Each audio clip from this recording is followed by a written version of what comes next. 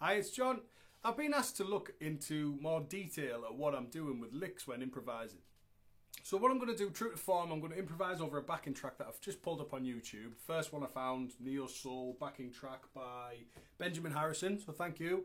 I'm just going to jam, key of C minor, so I'm going to be using C minor pentatonic, C Dorian, some added notes from other scales and things. And what I'll do is I'll break down some of the ideas afterwards and show you exactly what comes out.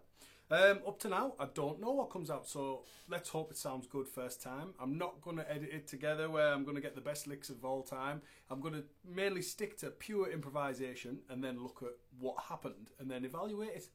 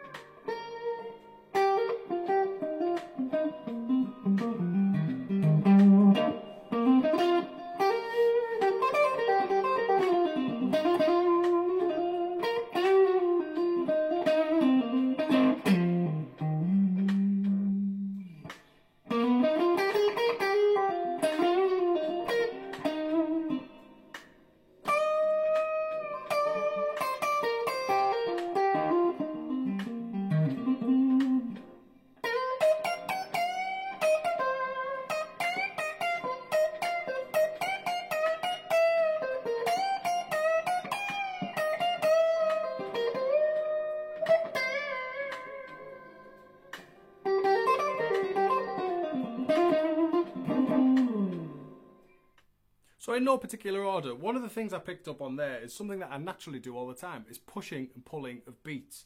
And it's a really common thing across soul and neo soul and R&B type genres, where there might be a really static groove like in this backing track. And what you do is take one simple phrase or one idea and you just play around with the timing, so push it, pull it, rushing and dragging and all that stuff, for anyone who's seen Whiplash. So what I'm going to do, I'm just going to put this soul backing track back on and going to play one little lick and then show you how I did it.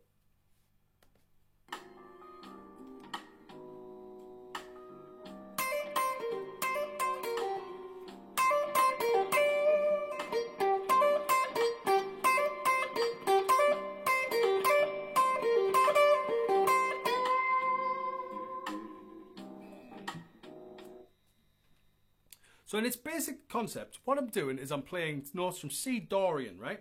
So I'm adding a D to a C minor pentatonic. So what I'm doing is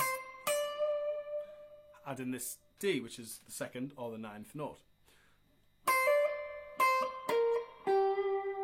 So what I'm doing is I'm hammering from C to D, back to C, B flat, which is our flat 7, and then this G. So, and then I'm just pushing and pulling with the groove. So if I've got 1, 2, 3, 4, 1, 1.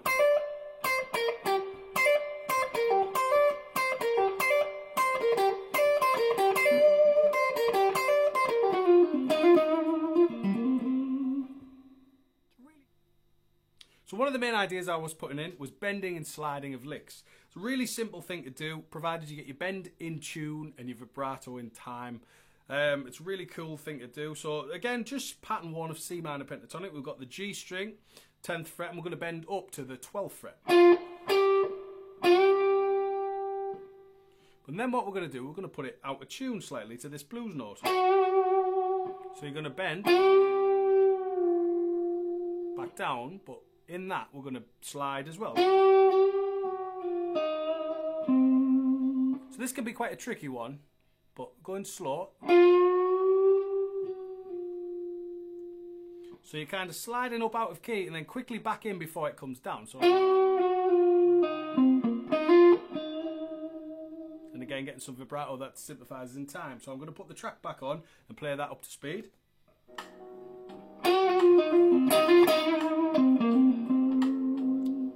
Really effective.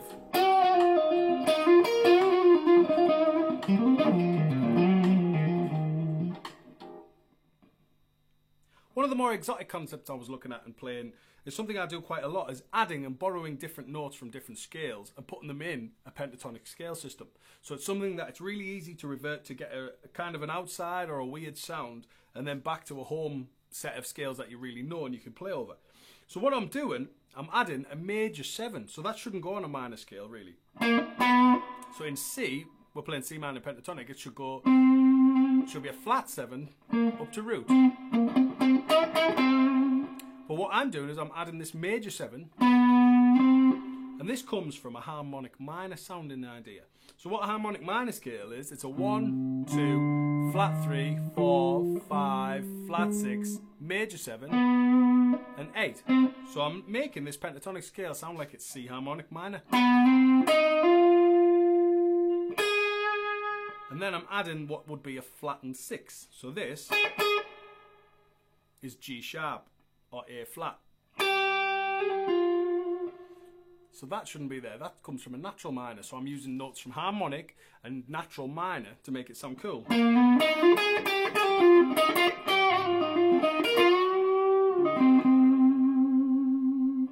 Combined with that last bend and slide lick, you get a really cool little concept. So if I play that for you.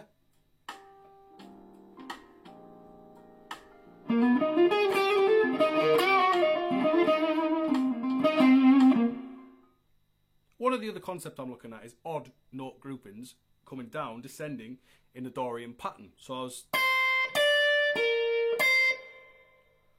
I was using 4 notes and then repeating that phrase throughout the scale. So I'm going root up to 2nd, then hammering on our B string at the 11th fret, then going back to our root on the E string. And I was doing the rest of it, exactly the same group of notes, following down our scale.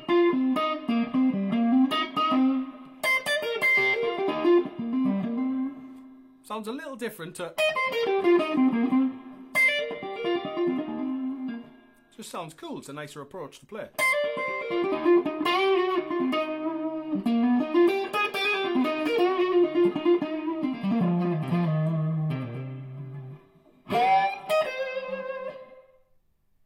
So quite often what happens within improvised stuff, if you watch yourself back, you might only get 2 or 3 concepts that you find are really good. The rest of it, you might look at things that you could do better, or things that, you know, things you like but may need a bit of work. It's something that I always do all the time, watching myself back. Because sometimes it's really cringy, but you've got to do it. It's essential to see how others are viewing you and listening to you, to get your sound across and get yourself improving.